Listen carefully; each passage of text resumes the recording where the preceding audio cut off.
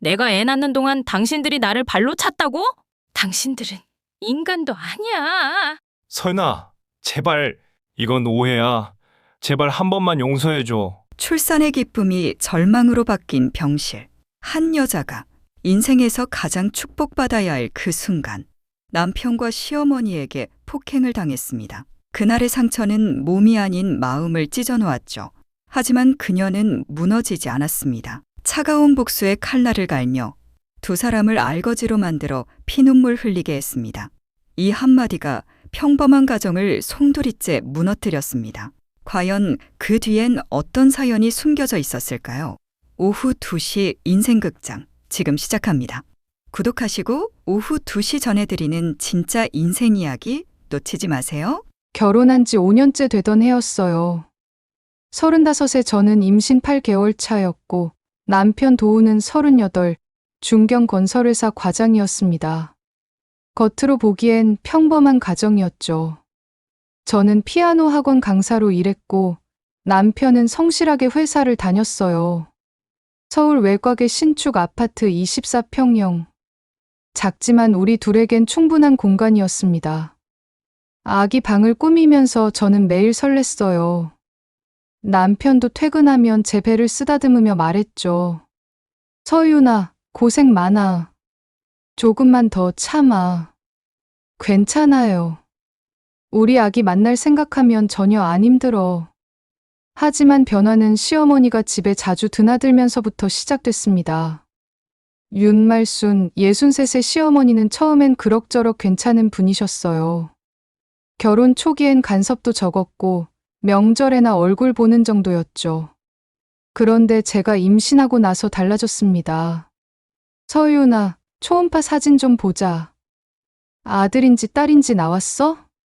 아직 자세가 안 나와서 모른대요, 어머니. 에이, 요즘 병원들이 다 알려주던데? 숨기는 거 아니야? 저는 난처했어요. 정말 몰랐거든요. 의사 선생님도 아기가 다리를 꼬고 있어서 확인이 어렵다고 했습니다. 어머니, 정말 몰라요. 다음 검진 때 물어볼게요. 하여튼 답답해.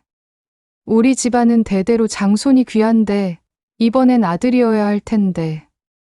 그날 저녁 남편과 단둘이 있을 때 물었어요. 당신, 성별이 그렇게 중요해? 뭐? 아까 어머니가 아들 하시던데. 도우는 리모컨을 만지작거리며 대답했죠. 엄마가 원래 그러셔. 신경 쓰지 마. 근데 당신 생각은 어때? 솔직히, 나도 아들 하나 있으면 좋긴 하지. 그 말이 가슴에 박혔습니다. 저는 억지로 웃으며 말했어요. 성별은 하늘이 정하는 건데 뭘 어떻게 해. 건강하게만 나오면 되는 거 아니야? 그래. 그럼 됐지 뭐. 하지만 남편의 표정은 영 개운치 않았어요. 그날 이후로 남편은 조금씩 변하기 시작했습니다. 퇴근 시간은 점점 늦어졌고 주말에도 회식이 잦아졌죠. 저와 대화하는 시간도 줄었습니다. 당신, 요즘 왜 이렇게 늦어? 몸 상태 안 좋은데 혼자 있기 힘들어. 회사 일이 많아서 그래. 이해 좀 해줘. 그래도 임신부 혼자 두면 어떡해. 에이, 괜찮잖아. 과보호하지 마. 저는 더 이상 말하지 않았어요. 뱃속의 아기만 생각하면서 버텼습니다. 혼자서도 할 수 있다고, 조금만 참으면 된다고 스스로를 달랬죠. 출산 예정일이 일주일 남았을 때였어요. 새벽 4시쯤 이상한 느낌에 잠에서 깼습니다. 뭔가 축축한 게 느껴졌고 곧 깨달았죠. 양수가 터진 거예요. 여보. 저는 남편을 흔들어 깨웠습니다. 도우는 눈을 비비며 짜증스럽게 말했어요. 뭐야, 왜? 양수 터졌어. 병원 가야 해. 지금, 진짜? 응급이라고 했잖아. 빨리. 남편은 한숨을 쉬며 옷을 입었습니다. 그런데 전화를 걸더니 어머니한테 연락하는 거예요. 엄마, 서윤이가 지금 양수 터졌대. 병원 가야 해.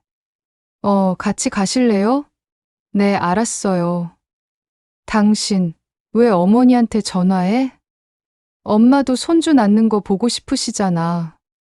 저는 아무 말도 할 수 없었어요. 진통이 밀려왔거든요. 배가 쥐어짜는 것처럼 아팠습니다. 병원까지 30분. 차 안에서 저는 신음을 참았어요. 남편은 한마디도 없이 운전만 했습니다. 시어머니는 조수석에 앉아서 계속 중얼거렸죠. 제발 아들이어라. 제발 아들이어라. 병원에 도착하자 간호사들이 달려왔어요. 휠체어에 앉혀서 진찰실로 향했습니다. 산모분, 진통 간격이 5분이에요. 곧 분만실 들어가셔야 해요. 네, 알겠습니다. 남편과 시어머니는 뒤따라왔지만 표정들이 심상치 않았어요. 특히 시어머니는 계속 조바심을 냈습니다. 아이고, 빨리 나아야 할 텐데. 진통이 길어지면 애가 힘들잖아. 어머니, 괜찮아요. 의사 선생님이 다 알아서 하실 거예요. 에휴, 답답해. 분만실로 들어갈 때 남편이 제 손을 잡았어요. 하지만 그 손은 따뜻하지 않았습니다. 차갑고 축축했죠. 서윤아, 힘내. 응, 고마워. 분만실 안은 차가웠어요. 의료진들이 분주하게 움직였고 저는 침대에 누워 숨을 고르려 애썼습니다. 산모분, 힘 빼시고요. 호흡에 집중하세요. 네. 진통이 강해질 때마다 저는 비명을 참았어요. 하지만 어느 순간부터는 참을 수가 없었습니다. 온몸이 찢어지는 것 같았어요. 으아악. 좋아요, 산모분. 조금만 더 힘내세요. 거의 다 왔어요. 그리고 마침내 아기의 울음소리가 들렸습니다. 으앙, 으앙, 축하드려요. 건강한 여자아이예요. 그 순간 분만실 밖에서 들려오던 웅성거림이 멈췄습니다. 그리고 시어머니의 목소리가 날카롭게 울렸죠. 뭐? 딸이라고? 저는 기진맥진한 상태로 고개를 돌렸어요. 의사 선생님이 제 배 위에 아기를 올려놓았습니다. 작고 따뜻한 생명체, 제 딸이었어요. 아가, 우리 아가. 눈물이 흘렀습니다. 행복한 눈물이어야 했는데 왠지 불안한 예감이 들었어요. 분만실 문이 열리고 남편과 시어머니가 들어왔습니다. 시어머니의 얼굴은 일그러져 있었어요. 남편도 마찬가지였죠. 딸을 낳았어? 어머니, 건강하게 태어났어요. 뭐가 건강해? 딸이면 무슨 소용이야. 시어머니가 소리를 질렀습니다. 의료진들이 깜짝 놀라서 제지했어요. 보호자분, 지금은 산모가 안정을 취해야 할 시간입니다. 조용히 해주세요. 조용히 하라고? 우리 집안에 딸을 낳아놓고 무슨 낯짝으로. 저는 믿을 수가 없었어요. 방금 출산을 마친 상황인데 이럴 수가 있나요? 어머니, 제발 그러지 마세요. 아기가 놀라잖아요. 아기? 이딴 애가 무슨 아기야. 그때 남편이 다가왔습니다. 저는 남편이 저를 감싸줄 거라 믿었어요. 하지만 현실은 달랐습니다. 서윤아, 진짜 딸이야? 응. 의사 선생님이 그러셨어. 이럴 수가. 남편의 얼굴이 굳어졌어요. 그리고 돌아서서 벽을 쳤습니다. 제기랄. 당신, 왜 그래? 우리 딸이잖아. 딸이라고, 딸이 뭐가 좋아. 남편이 소리쳤어요. 그 순간 시어머니가 제 침대 쪽으로 다가왔습니다. 이게 다 내 팔자야. 내가 못나서 딸을 낳은 거야. 어머니. 시어머니의 손이 제 머리카락을 움켜쥐었어요. 엄청난 통증이 느껴졌습니다. 으악! 이런 년이 우리 집안에 들어와서 망신만 시키고 의료진들이 달려들어 시어머니를 떼어냈어요. 그런데 그 순간 남편의 발이 움직였습니다. 그만 좀 울어. 시끄럽다고. 쿵. 남편의 발이 제 옆구리를 가격했어요. 정확히는 빗나갔지만 침대 프레임에 부딪히면서 충격이 전해졌습니다. 저는 비명을 질렀어요. 보호자분들, 당장 나가세요. 지금 산모가 위험합니다. 간호사들이 남편과 시어머니를 밀어냈습니다. 하지만 시어머니는 문 밖에서도 계속 소리를 질렀어요. 딸 낳은 년이 무슨 낯으로 우리 집에 들어와. 나가, 당장 나가. 저는 숨이 막혔어요. 방금 무슨 일이 일어난 건가요? 남편이 절 발로 찼다고? 시어머니가 머리채를 잡았다고? 산모분 괜찮으세요? 지금 혈압이 너무 올라갔어요. 진정하세요. 제 아기는 괜찮아요. 신생아실로 옮겼어요. 지금은 산모분이 안정을 취하셔야 해요. 그날 밤 저는 홀로 병실에 누워 있었습니다. 남편은 오지 않았어요. 시어머니도 마찬가지였죠. 저는 천장을 바라보며 눈물을 흘렸습니다. 이 사람들이 정말 제 가족이었나요? 아니, 애초에 저를 사랑한 적이나 있었을까요? 다음 날 아침 간호사가 제 딸을 데려왔어요. 작고 보드라운 아기. 제 품에 안겼을 때 세상에서 가장 따뜻한 온기가 느껴졌습니다. 아가야, 미안해. 엄마가 너한테 좋은 환경 못 만들어줬어. 아기는 눈을 감은 채 잠들어 있었어요. 그 평온한 얼굴을 보며 저는 다짐했습니다. 이 아이만큼은 지키겠다고. 그 누구도 우리 딸을 함부로 대하지 못하게 하겠다고. 사흘째 되는 날 남편한테서 문자가 왔어요. 집에 오지 마. 당분간 서로 생각 좀 하자. 저는 핸드폰을 움켜쥐었습니다. 생각을 하자고? 뭘 생각하라는 거죠? 딸을 낳은 게 죄라는 건가요? 대신 시어머니가 병실로 찾아왔습니다. 얼굴엔 혐오감이 가득했어요. 서유나, 어머니, 너 우리 집 나가. 딸 데리고 내 친정으로 가. 무슨 말씀을 그렇게 하세요? 무슨 말이긴. 딸을 낳은 년이 무슨 낯으로 우리 집에 있어. 나가라고. 아기는 어머니 손주잖아요. 손주? 딸은 손주도 아니야. 그냥 남의 집 식구지. 데려가지도 마. 저는 아기를 꼭 안았어요. 시어머니의 눈빛이 너무 차가웠습니다. 어머니, 이 아이는 분명 어머니 손주예요. 하지만 어머니가 키울 자격은 없어요. 뭐? 지금 뭐라고 했어? 저 나갈게요. 그리고 다신 안 볼 거예요. 남편한테 전해주세요. 이혼하자고. 시어머니는 코웃음을 쳤어요. 이혼? 좋아. 어차피 너 같은 년 필요 없어. 위자료 같은 것도 기대하지 마. 넌 아무것도 받을 수 없어. 두고 봐요. 저는 그렇게 말하고 퇴원 수속을 밟았습니다. 친정으로 가는 택시 안에서 저는 아기를 안고 창밖을 바라봤어요. 눈물이 흘렀지만 이번엔 슬픔보다 분노가 컸습니다. 이 사람들을 그냥 두지 않겠어. 반드시 대가를 치르게 만들겠어. 친정에 도착하자 어머니가 달려나오셨어요. 서유나, 무슨 일이야? 얼굴이 왜 그래? 저는 어머니 품에 안겨 울었습니다. 그리고 병원에서 있었던 일을 모두 말씀드렸죠. 뭐? 그 자식들이 감히. 아버지도 격분하셨어요. 하지만 저는 부모님을 진정시켰습니다. 괜찮아요. 제가 알아서 할게요. 서유나, 넌 지금 몸 상태도 안 좋은데 무슨.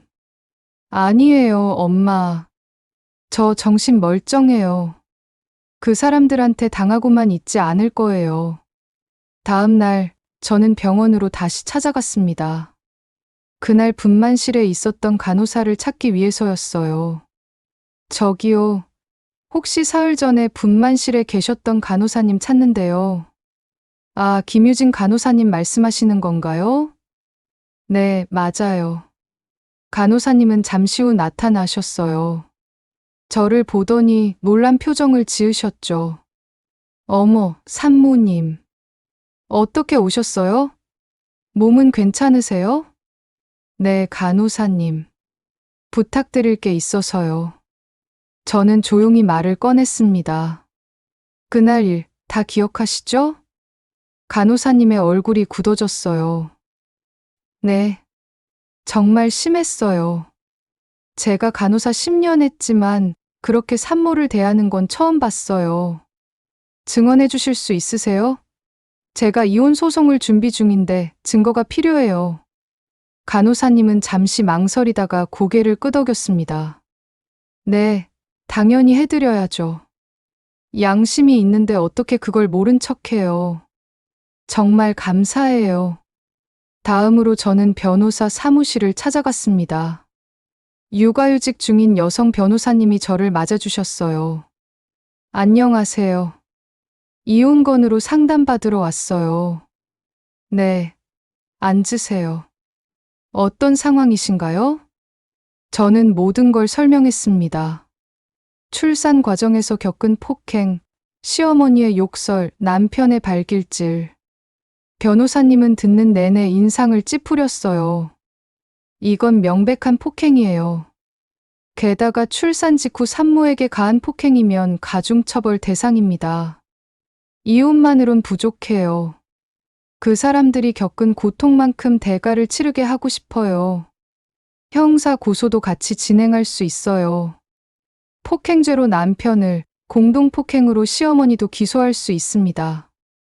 병원 CCTV와 증인이 있다면 승소 확률이 높아요. 해주세요. 전부 다요. 저는 단호하게 말했습니다. 변호사님은 고개를 끄덕이며 서류를 꺼냈어요. 그럼 먼저 병원 CCTV 열람 신청부터 하겠습니다. 그리고 증인 진술서도 받아야 해요. 며칠 뒤 병원에서 연락이 왔습니다. CCTV 영상 확보가 가능하다고요. 저는 변호사님과 함께 병원을 방문했습니다. 모니터에 재생된 영상. 분만실 복도에서 시어머니가 제 머리채를 잡는 장면, 남편이 발을 휘두르는 장면. 모두 선명하게 찍혀 있었어요. 이 정도면 충분합니다. 형사 고소 진행하겠습니다. 변호사님의 말에 저는 고개를 끄덕였습니다. 이제 시작이에요. 며칠 후 남편과 시어머니는 경찰서에 출두하라는 통지를 받았습니다. 남편한테서 전화가 왔어요. 서유나, 이게 무슨 짓이야? 무슨 짓이긴요. 당연한 거 아닌가요? 아니, 출산 중에 오해가 있었던 건데 왜 고소까지 해? 오해? 당신 발로 날 찼잖아요. 그게 오해예요? 그건 실수였어. 화가 나서 그랬던 거지 일부러 그런 건 아니야. 실수든 일부러든 폭행은 폭행이에요. 법정에서 봐요. 전화를 끊었습니다. 남편의 목소리가 떨리는 게 느껴졌어요. 이제야 상황의 심각성을 깨달은 모양이었죠. 시어머니한테서도 문자가 왔습니다. 서유나, 제발 고소 취하해라. 우리가 잘못했다. 빌게. 저는 답장하지 않았어요. 이미 늦었습니다. 그때 빌었어야죠. 재판 날짜가 잡혔습니다. 법정에 서는 건 처음이었어요. 떨렸지만 저는 침착하게 증인석에 앉았습니다. 피고인 강도훈, 윤말순. 원고 측 주장에 대해 반박하시겠습니까? 판사님의 질문에 남편의 변호사가 나섰어요. 출산 과정에서 발생한 우발적 상황이었습니다. 고의성이 없었습니다. 고의성이 없었다고요? 제 변호사님이 반박했습니다. 증거 영상을 제출하겠습니다. 법정 스크린에 CCTV 영상이 재생됐어요. 시어머니가 제 머리채를 움켜쥐는 장면, 남편이 발로 차는 장면. 생생하게 담겨 있었습니다. 방청석이 술렁였어요. 판사님의 표정도 굳어졌죠. 이것이 우발적 상황입니까? 명백한 폭행으로 보입니다. 남편과 시어머니는 아무 말도 못했어요. 얼굴이 새하얗게 질렸습니다. 추가로 증인 신문하겠습니다. 간호사님이 증인석에 섰어요. 그날의 상황을 또박또박 증언하셨습니다. 산모가 출산 직후 극심한 고통 속에 있었는데 보호자들이 폭언과 폭행을 가했습니다. 의료진이 제지하지 않았다면 더 큰 사고가 날 뻔했어요. 판사님은 고개를 끄덕이며 판결문을 작성하셨어요. 피고인 강도훈, 윤말순. 폭행죄 및 모욕죄로 벌금 각 500만 원, 민사 위자료 8천만 원을 원고에게 지급하라. 쿵. 망치 소리가 울렸습니다. 저는 안도의 한숨을 쉬었어요. 하지만 이건 시작일 뿐이었습니다. 법정을 나서며 변호사님이 말했어요. 수고하셨어요. 좋은 결과 나왔네요. 아직 끝난 게 아니에요. 네? 그 사람들이 정말로 무너지게 만들고 싶어요. 지금 형편이 어떤지 알아봐 주실 수 있나요? 변호사님은 이해한다는 듯 고개를 끄덕였습니다. 조사해보죠. 재산 상태나 직장 정보 같은 거요? 네, 부탁드려요. 며칠 후 변호사님한테서 보고서가 왔어요. 남편은 여전히 건설회사에 다니고 있었고, 시어머니는 작은 부동산을 몇 개 갖고 있었습니다. 근데 이상한 점이 있어요. 뭐가요?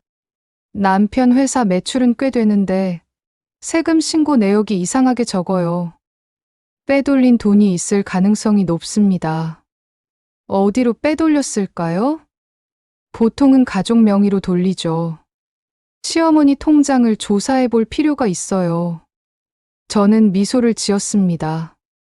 드디어 실마리를 찾은 거예요. 그럼 세무조사 신청할 수 있나요? 익명으로 국세청에 제보하면 됩니다. 증거만 있으면 바로 조사 들어가요.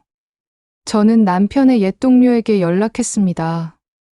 결혼 초기에 몇 번 만났던 후배였어요. 안녕하세요, 기억하세요? 강도훈 과장 와이프였던 서윤이에요. 아, 네. 근데 무슨 일이세요? 이혼했어요. 그래서 재산 분할 때문에 회사 쪽 정보가 필요한데 혹시 도와주실 수 있나요? 후배는 잠시 망설이다가 말했어요. 사실 회사에서 소문 돌아요. 과장님이 비자금 빼돌렸다고. 정말요? 네, 부장님이랑 짜고 허위 계약서 만들어서 돈 빼돌렸대요. 다들 알아요. 증거 같은 거 있나요? 서류는 제가 볼 수 없지만 회계팀 사람들은 다 알 거예요. 저는 그 정보를 바탕으로 국세청에 제보했습니다. 그리고 기다렸죠. 한 달 뒤 남편의 회사에 세무조사가 들이닥쳤습니다. 비자금, 허위 계약서, 탈세 증거, 모든 게 드러났어요. 남편은 즉시 해고됐고 회사는 거에게 추징금을 물게 됐습니다. 시어머니 명의 통장도 전부 압류됐죠. 남편한테서 전화가 왔어요. 서윤아, 이게 내 짓이지? 증거 있어요? 인연이 정말. 당신이 먼저 시작한 거잖아요. 날 발로 찼잖아. 제발, 제발 그만해. 우리 다 망했어. 엄마도 집 팔아야 한대. 그럼 됐네요. 제 목표 달성했어요. 전화를 끊었습니다. 복수는 달콤했어요. 시간이 흘렀습니다. 저는 친정에서 아이를 키우며 새로운 일을 시작했어요. 온라인 쇼핑몰이었습니다. 딸을 위한 예쁜 옷들을 직접 디자인해서 팔기 시작했죠. 엄마, 이거 예쁘다. 그치, 우리 하은이 입으면 더 예쁠걸? 딸 이름은 하은이에요. 은혜로운 아이라는 뜻으로 지었습니다. 쇼핑몰은 생각보다 반응이 좋았어요. 제가 직접 모델이 되어 아이랑 함께 사진을 찍었더니 사람들이 너무 예쁘다고 난리였죠. 이 엄마 진짜 대단하다. 혼자 키우면서 사업까지 하시네. 옷도 퀄리티 좋고 디자인도 예뻐요. 후기들이 쌓이면서 매출이 늘었습니다. 1년 만에 직원을 고용할 정도로 성장했어요. 어느 날 방송국에서 연락이 왔습니다. 저희 프로그램에 출연하실 의향 있으세요? 싱글맘 사업가 특집인데 서윤 대표님 스토리가 딱이에요. 저요? 네, 온라인에서 이미 유명하세요. 많은 분들이 응원하고 계세요. 저는 출연을 결정했습니다. 제 이야기를 더 많은 사람들과 나누고 싶었어요. 방송이 나간 뒤 쇼핑몰은 폭발적으로 성장했습니다. 주문이 밀려 들어왔고 사무실도 넓은 곳으로 이전했어요. 그러던 어느 날 비가 오는 저녁이었어요. 저는 하은이 손을 잡고 편의점 앞을 지나가다가 그들을 봤습니다. 낡은 비닐우산 아래 웅크리고 있는 두 사람. 남편과 시어머니였어요. 엄마, 밥 좀만 참아요. 오늘 배달 한 건이라도 들어오면. 도훈아, 우리 왜 이렇게 됐냐? 다 그년 때문이야. 다 그년 때문에. 저는 그 말을 듣고 웃음이 나왔어요. 여전히 남 탓이네요. 하은이가 물었어요. 엄마, 저 사람들 아는 사람이야? 아니, 몰라. 가자. 저는 하은이를 안아들고 걸음을 옮겼습니다. 뒤돌아보지 않았어요. 시간은 더 흘러 하은이는 5살이 됐습니다. 유치원에 다니는 밝은 아이로 자랐어요. 엄마, 나 아빠 없어? 어느 날 하은이가 물었습니다. 저는 무릎을 꿇고 아이의 눈을 바라봤어요. 응, 우린 엄마랑 하은이 둘이야. 친구들은 다 아빠 있던데. 그래도 괜찮아. 우린 행복하잖아. 그치? 하은이는 고개를 끄덕였어요. 응, 엄마랑 있으면 행복해. 저는 아이를 꼭 안았습니다. 이게 진짜 복수였어요. 당당하게 살아가는 것. 행복한 것. 며칠 후 또 방송 인터뷰 요청이 왔어요. 이번엔 경제 뉴스 프로그램이었습니다. 힘든 시기를 극복하고 사업가로 성공하신 비결이 뭔가요? 절대 포기하지 않는 거요. 세상이 나를 무너뜨리려 해도 나는 나 자신을 버리지 않았어요. 인터뷰가 방송되고 자막이 떴습니다. 한때 폭행 피해자였던 그녀, 이제는 수천 명을 고용하는 CEO로. 사무실로 돌아온 저는 창밖을 바라봤어요. 서울 야경이 반짝이고 있었습니다. 예전엔 저 불빛들이 멀게만 느껴졌는데 이제는 제 것처럼 가깝게 느껴졌어요. 하은이가 사무실로 달려왔습니다. 엄마. 왜, 우리 공주님? 나 엄마 자랑스러워. 아이의 말에 눈물이 났어요. 행복한 눈물이었습니다. 엄마도 하은이가 자랑스러워. 그날 밤 저는 하은이를 재우고 일기를 썼어요. 오늘도 버텼다. 내일도 버틸 것이다. 그리고 언젠가 이 모든 상처가 훈장이 되는 날이 올 것이다. 복수는 칼이 아니라 삶으로 완성되는 거였어요. 저는 그걸 증명했습니다. 며칠 뒤 친구가 전해준 소식. 남편은 신용불량자가 되어 공사판을 전전하고 있고 시어머니는 요양병원에 들어갔다고 해요. 친척들한테도 버림받았다고 하더군요. 저는 아무런 감정이 들지 않았어요. 동정도 연민도 없었습니다. 그저 당연한 결과일 뿐이었죠. 대신 저는 제 일에 집중했습니다. 쇼핑몰은 이제 오프라인 매장까지 확장했어요. 강남 한복판에 플래그십 스토어를 열었습니다. 오픈 행사 날 많은 사람들이 찾아왔어요. 하은이는 리본을 자르며 밝게 웃었습니다. 엄마, 여기 정말 예뻐. 그치. 엄마가 우리 하은이 위해 만든 거야. 그날 저녁 집으로 돌아오는 길에 하은이가 졸면서 말했어요. 엄마, 나 커서 엄마처럼 될 거야. 그래? 뭐가 되고 싶은데? 강한 사람. 엄마처럼. 저는 아이를 꼭 안았습니다. 이 아이를 위해서라도 저는 계속 강해질 거예요. 집에 도착해서 하은이를 침대에 눕히고 저는 서재로 갔습니다. 벽에는 제가 받은 상장들이 걸려 있었어요. 올해의 여성 기업인상, 사회공헌 대상 여러 개였습니다. 예전에 저였다면 상상도 못했을 일들이에요. 그때 그 병실에서 울고 있던 제가 이렇게 될 줄 누가 알았을까요? 핸드폰이 울렸습니다. 낯선 번호였어요. 여보세요? 서윤 씨. 나야, 도훈이. 전 남편의 목소리였습니다. 쉰 목소리, 지친 목소리였어요. 무슨 일이에요? 미안해. 정말 미안해. 그때 내가 정신이 없어서. 지금 와서 사과해서 뭐 하게요? 제발 한 번만 봐줘. 엄마도 많이 아프셔. 요양병원비도 못 내고 있어. 그건 제 일이 아니에요. 서윤아, 우린 부부였잖아. 한때라도 사랑했잖아. 사랑이요? 절 발로 차면서 무슨 사랑을 했다는 거예요? 침묵이 흘렀어요. 남편은 아무 말도 못했습니다. 이제 그만 연락하세요. 전 당신 없이도 잘 살고 있어요. 전화를 끊었습니다. 더 이상 흔들리지 않았어요. 다음 날 아침, 하은이와 함께 아침을 먹으며 뉴스를 봤습니다. 여성 기업인 성공 스토리가 나왔고 제 인터뷰 영상이 재방송됐어요. 모든 상처는 언젠가 흉터가 됩니다. 하지만 그 흉터 덕분에 다시는 같은 고통을 겪지 않게 되죠.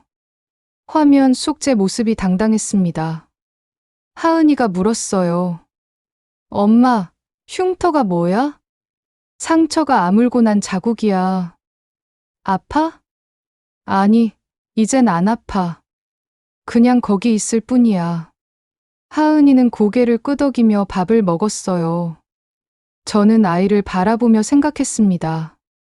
이 아이에게만큼은 상처 없는 삶을 만들어주고 싶어요. 제가 겪은 고통을 물려주지 않을 거예요. 회사에서 직원들과 회의를 하다가 신입 직원 한 명이 질문했어요. 대표님, 어떻게 그렇게 강해지셨어요? 저도 힘든 일이 있는데 쉽게 극복이 안 돼요. 저는 잠시 생각하다가 말했습니다. 강해지는 건 하루아침에 되는 게 아니에요. 매일 조금씩 버티는 거죠. 오늘 하루만 버티자. 내일 하루만 버티자. 그렇게 하다 보면 어느새 1년이 지나가 있어요. 직원은 고개를 끄덕였어요. 저는 덧붙였습니다. 그리고 중요한 건 절대 나 자신을 포기하지 않는 거예요. 세상이 날 무너뜨리려 해도 나만큼은 나를 믿어야 해요. 회의가 끝나고 저는 혼자 사무실에 남았습니다. 창밖으로 보이는 서울 하늘. 맑고 푸르렀어요. 예전엔 저 하늘이 무겁게 느껴졌는데 이제는 자유롭게 느껴집니다. 제가 날아오를 수 있을 것 같은 기분이 들어요. 저녁이 되어 하은이를 데리러 유치원에 갔습니다. 아이가 달려와 안겼어요. 엄마, 우리 공주님 오늘 뭐 했어? 그림 그렸어. 엄마 그림. 하은이가 가방에서 종이를 꺼냈어요. 크레파스로 그린 그림. 저와 하은이가 손을 잡고 웃고 있는 그림이었습니다. 와, 진짜 예쁘다. 고마워. 엄마, 사랑해. 나도 사랑해, 우리 딸. 집으로 가는 길, 저는 하은이 손을 꼭 잡았습니다. 이 작은 손을 놓치지 않을 거예요. 이 아이를 위해서라도 저는 계속 강하게 살 거예요. 그날 밤, 하은이를 재우고 저는 베란다로 나갔습니다. 도시의 불빛들이 반짝이고 있었어요. 저 불빛 중 하나가 제 회사의 간판일 거예요. 핸드폰을 꺼내 메모장을 열었습니다. 그리고 적었어요. 오늘도 이겼다. 내일도 이길 것이다. 그리고 언젠가 모든 게 추억이 될 것이다. 복수는 끝났어요. 이제는 그냥 사는 거예요. 행복하게, 당당하게. 그게 진짜 승리니까요. 먼 곳에서 구급차 사이렌 소리가 들렸습니다. 누군가는 오늘도 힘든 시간을 보내고 있겠죠. 예전의 저처럼요. 하지만 저는 알아요. 그 시간도 지나간다는 걸. 견디면 언젠가 끝난다는 걸. 저는 베란다 문을 닫고 안으로 들어왔습니다. 하은이가 자는 방문을 살짝 열어봤어요. 아이는 곤히 자고 있었습니다. 우리 딸, 잘 자. 엄마가 지켜줄게. 조용히 문을 닫고 저는 제 방으로 갔습니다. 침대에 누워 천장을 바라봤어요. 내일은 또 어떤 일이 기다리고 있을까요?